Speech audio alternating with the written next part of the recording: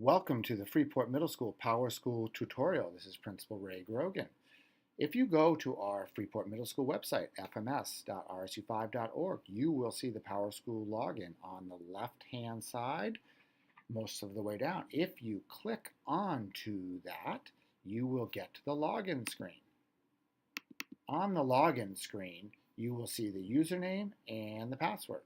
Your students have their username and passwords, and you were given one out at the beginning of the year as well. If you or your student have lost that, please feel free to call the Freeport Middle School office, and we will help get that for you and get you set up with that. After you log in, you'll see the first page is what we call the quick lookup page, and you'll see that this student currently has a 3.5 in language arts, a 3 in Spanish, and no grade listed in science. These are all their content area grades. If I click in to see why that student has a 3 in Spanish, I would click on the 3, and then I would see that there is a 3 for the summative assessment Central America quiz. They got 3 out of 4. It's linked to the standard demonstrate understanding of culture.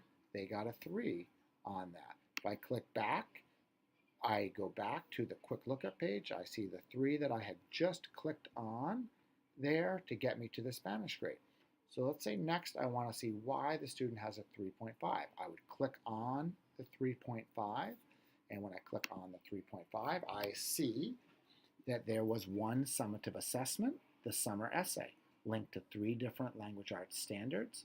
The student has a 4, a 3.5, and a 3 on the standards to give the student a 3.5 average for the content area standards in language arts. The habits of work, the summer reading quiz, the student got a 4 out of 4. You notice the habits of work file up to a separate grade that is not the same as the content standards. In all of the classes, the students will be getting a habits of work grade and will also be getting a content areas grade.